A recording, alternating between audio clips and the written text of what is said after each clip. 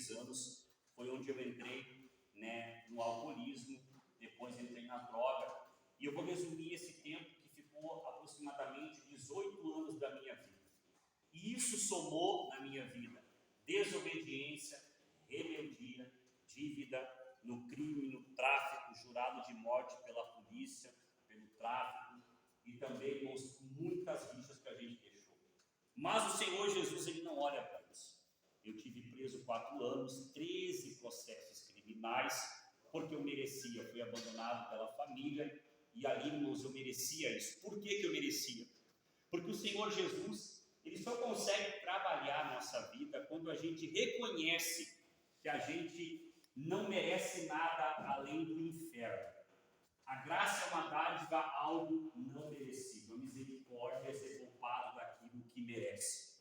Então, quando a gente reconhece que a vida que a gente vive não é uma vida boa, é uma vida que desagrada o Senhor tem como trabalhar a nossa vida. Caso contrário, todo aquele que Deus tem uma promessa, um propósito, Deus, irmãos, Ele vai permitir o sofrimento. E a Bíblia diz que o mundo jaz no maligno. Então o mundo não tem nada mais, nada menos para nos oferecer do que ofereceu a Jesus. Jesus, Ele falou: olha, se o mundo vos aborrece, sabei que primeiramente aborreceu a mim. Mas eu venci o mundo. E a Bíblia diz que em Cristo nós somos mais do que vencedores. Então uma pessoa que foi dependente químico, 18 anos, irmãos, dependente químico, o máximo que eu fiquei sem usar droga foi 1 semana. Então isso durante a minha vida, a dependência química, o alcoolismo, prejudicou tudo que tinha na minha volta. Primeiro prejudicou eu, depois as pessoas que estavam na minha volta. A minha mãe, o meu pai, os meus irmãos, a minha companheira. E tudo isso, irmãos, chega uma hora que vem a conta.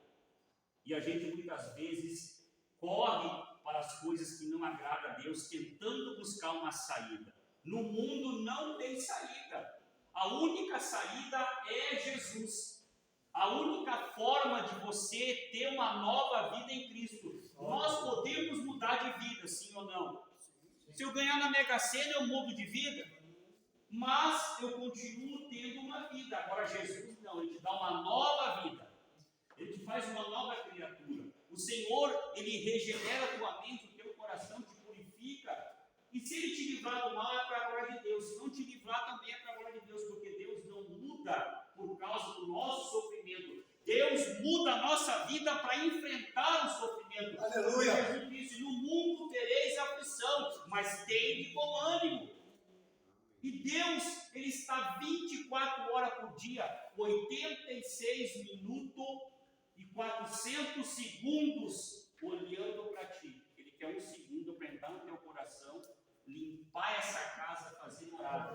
Mas o processo, irmão, ele é dolorido. A gente não aceita. A gente leva anos e anos e anos fazendo coisa errada, né? Sim ou não? Sim. A gente quer que Jesus entre na minha vida e já resolva tudo. Como eu fiquei 18 anos no mundo, eu já estou há 13 anos no Evangelho. Eu ainda não empatei. E eu ainda, irmãos, 9 anos servindo a Jesus, eu respondi a processos criminais. E tive que ir no juiz. E desses processos, irmãos, eu fui em muitos absolvidos e outros arquivados, porque o juiz viu a mudança. O juiz viu que realmente a vida que eu vivi agora não fazia mais parte da vida que outrora a gente vivia. E automaticamente, irmãos, quando Jesus ele muda a tua vida, Ele te transforma, Ele coloca em você o Espírito Santo. E o Espírito Santo, irmãos, não há nada que pague nessa terra a presença dEle. Ele te ajuda no meio da batalha. Viver com Deus é ter paz no meio da guerra. Porque nós vivemos uma batalha espiritual. Aqui neste momento existe uma batalha espiritual. Mas Deus está aqui, a presença dEle é maior do que tudo e a maior do que esse tempo, irmãos, me trouxe experiência. Quando a gente começou esse trabalho para Jesus, irmãos, a gente visitou presídios, fui chamado nas minhas redes sociais, eu tenho milhares milhares e milhares de seguidores, é uma ferramenta muito grande que eu uso para Jesus. Estive viajando pelo Brasil todo, fazendo a obra de Deus, me tornei evangelista, e depois chegamos à capacidade de pastor, que é um nível super elevado, irmãos. Eu sempre digo, você não queira saber o que um pastor passa, porque nós temos que orar. Nós temos que orar quando ninguém está olhando, não é aqui, é lá. Às vezes de madrugada, às vezes de manhã tem que levantar bem cedo, orar 1, 2, 3 horas, irmãos, do processo do revestimento, que é o melhor momento da minha vida. Quando Jesus me converteu, eu fiquei 8 meses, irmãos. Jesus chegou e disse assim: olha, você vai passar pelo processo de purificação. E esse processo ele vai ser longo. Não é um dia, 2 dias. Foram 8 meses. Que Jesus, irmãos, ele me dava um pão de manhã. E quando Jesus me abençoava, ele ia lá e cortava as bênçãos e dizia: olha, tu tem um monte de coisa para comer, tu não vai mais jejuar? Não é assim? Você tem um monte de coisa para comer, mas você não vai jejuar, você não vai sacrificar essa carne, a carne não serve para nada, irmãos. Mas Jesus me ensinou no processo. Orava 6, 8 horas por dia. Para quê? Para que orar 6, 8 horas por dia? Irmãos, quando eu estava na cadeia preso, eu gostava de ler.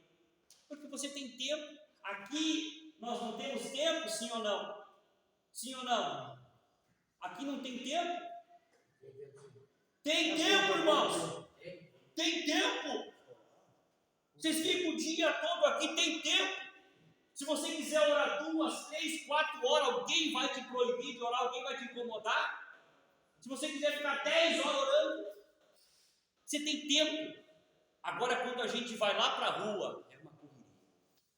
Você tem que trabalhar, levantar 6 horas da manhã, você tem que, daqui a pouquinho, perde um ônibus, é chuva, é vento, é tempestade, é comida, é água, a luz, é telefone, é a conta atrasada, é a internet, é o filho, é a mulher, é a esposa, é a cabeça da gente. E às vezes a gente procura as coisas que não vai edificar a nossa vida. Então nós temos que aproveitar o tempo que Deus nos dá. 8 meses foi um processo de purificação. Foi um tempo que Deus me isolou de tudo. Mas eu dependia unicamente 100% de Deus.